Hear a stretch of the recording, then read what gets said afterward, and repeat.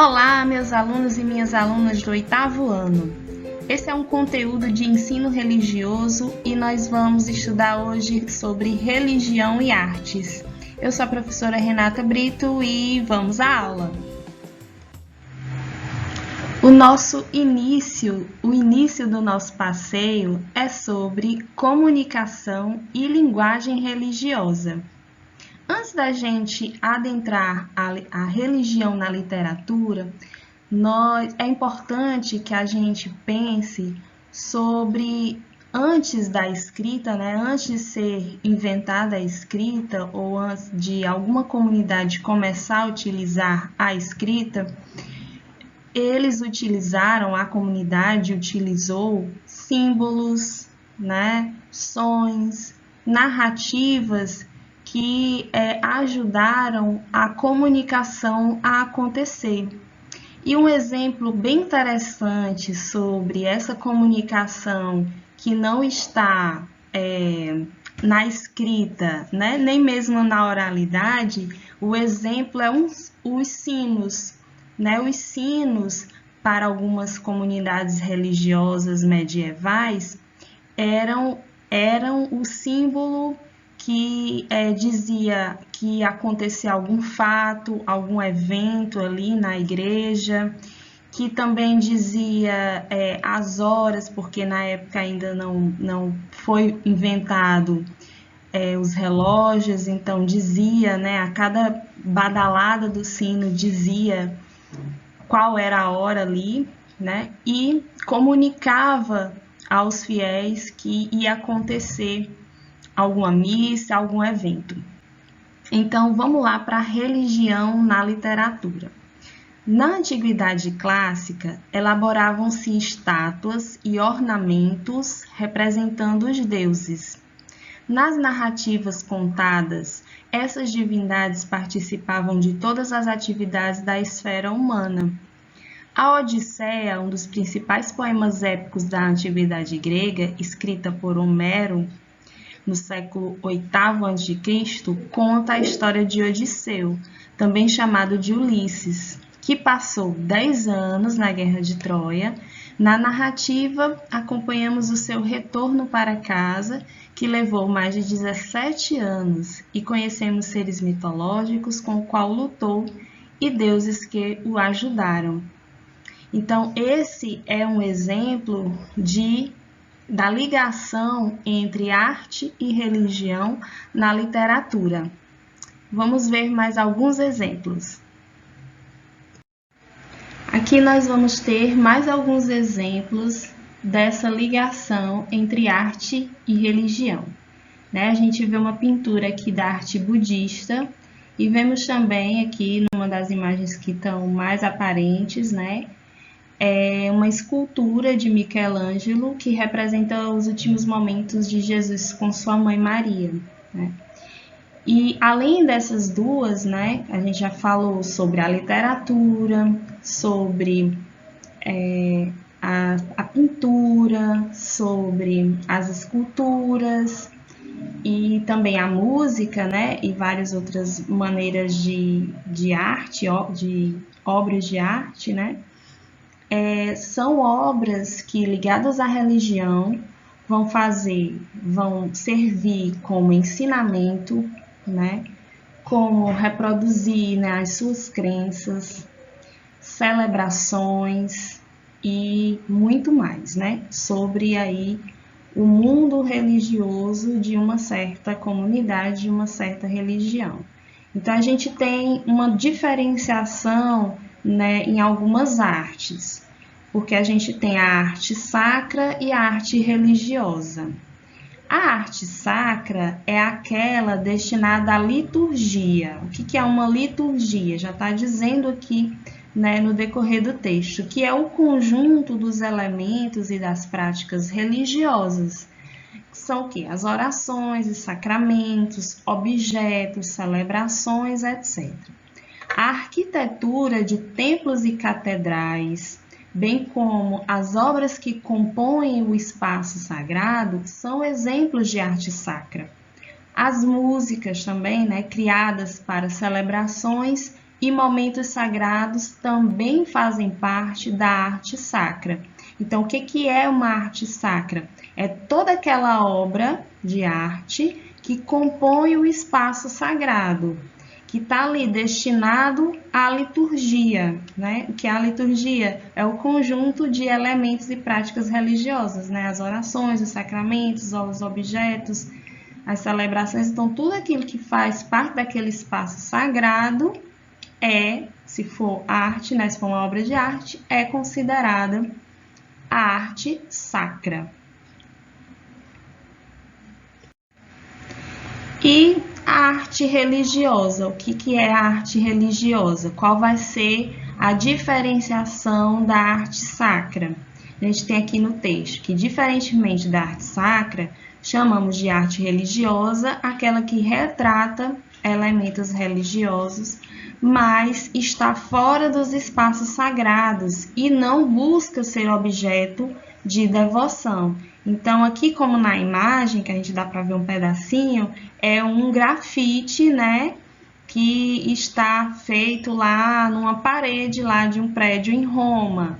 Então, um grafite que tem algum elemento religioso, tá expressando, né, um papa, no caso lá de Roma. Aqui a gente não vê muito bem a imagem, mas é um papa abraçando, né, uma criança. Então, tem um sentido religioso, mas não serve, não está no espaço sagrado, está fora do espaço sagrado, não está na igreja, não é um objeto para ser devocionado, ninguém vai lá se ajoelhar, oferecer, né, culto, e está fora desse ambiente sagrado, está na rua, né?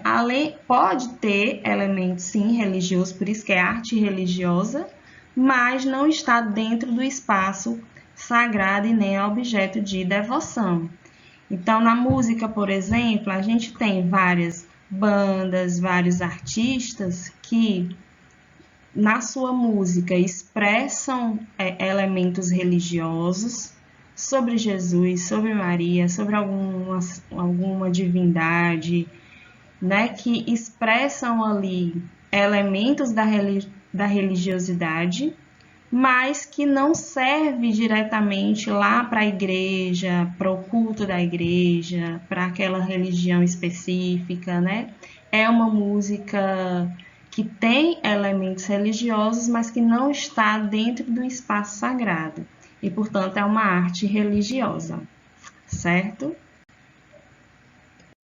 Continuando aqui com a nossa leitura, nas igrejas católicas construídas na Idade Média, além da decoração, os vitrais serviam para contar narrativas bíblicas à população, em sua maioria analfabeta.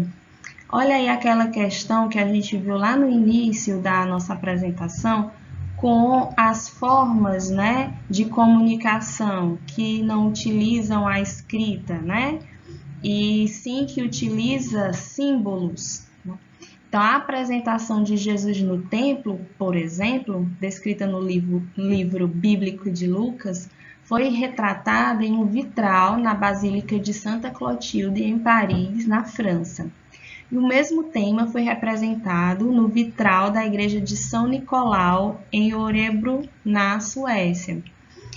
Então, esses elementos, os vitrais muito riquíssimos e bonito demais, que estão dentro, né, das igrejas católicas construídas na Idade Média, eles serviam de comunicação e serviam também para proporcionar uma introspecção no fiel, né? Naquela pessoa que adentrava a igreja e que via toda aquela beleza ali e contação de história em forma ali nos vitrais, né?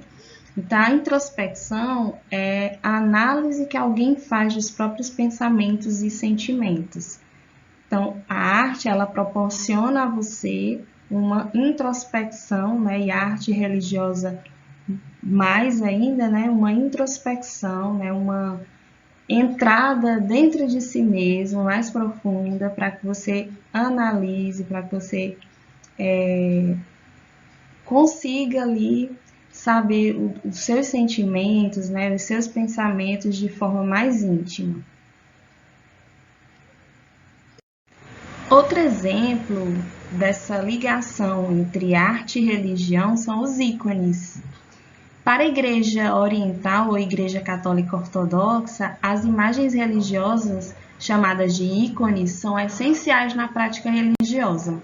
Os ícones são considerados uma representação concreta da vida material e espiritual de Jesus Cristo e dos santos.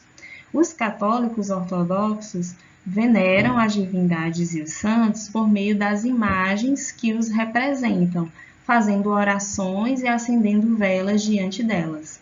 Também tratam o objeto com grande respeito e reverência. A gente pode muito bem entender isso quando a gente viu a questão da descrição da imagem de Jesus na atividade anterior, né? Vocês fizeram esse exercício de saber, de ver, de trazer à mente, né? Qual é a representação que vocês têm de Jesus. Então, isso fica mais forte e mais claro quando você concretamente tem essa representação. Mas algumas religiões, né, cristãs, entenderam, né, por meio das escrituras, que não era certo, não era correto a gente fazer essa representação, né, porque o culto, né, não seria ao objeto e sim a Deus, né, e sim a Jesus, não a representação desse Jesus e do Deus, né. Mas a gente entende que a representação feita, né, ao longo aí dos séculos ajuda a nossa mente, ao nosso coração a se conectar melhor com a divindade, não é? E a arte brasileira? O que a gente pode falar? Qual o exemplo que a gente pode dar da arte brasileira em ligação com a religião, né? Na arte sacra brasileira, a gente tem Antônio Francisco Lisboa, o Aleijadinho, que foi o maior representante do barroco mineiro, que foi um movimento artístico que privilegiava representações religiosas. Então, nesse santuário, né, no Santuário do Bom Jesus de Matozinhos, em Congonhas, em Minas Gerais, há essas 12 esculturas feitas em pedra-sabão, né, por Aleijadinho, que retratava os 12 profetas bíblicos. Outro trabalho interessante é o do artista plástico Cláudio Pastro. Ele criou várias obras em diversos lugares do mundo, entre elas, né, pinturas, os vitrais, azulejos, altares, cruzes, esculturas e ilustrações de livros. Então, aqui é a cúpula da Basílica de Nossa Senhora Aparecida, né, projetada por Cláudio Pastro em Aparecida. Muito bonita, né, esses vitrais, eu acredito, vou chamar de vitrais porque eu não sei qual foi a forma de arte que ele colocou aqui nessa basílica, né, na cúpula, em cima, no alto, né, ali da basílica, tá bom? E por último, a gente tem um exemplo aqui de música. Nós fizemos uma atividade que era para vocês anotarem, né, um trecho de uma música religiosa, né, da arte religiosa. Não precisava ser da arte sacra, né?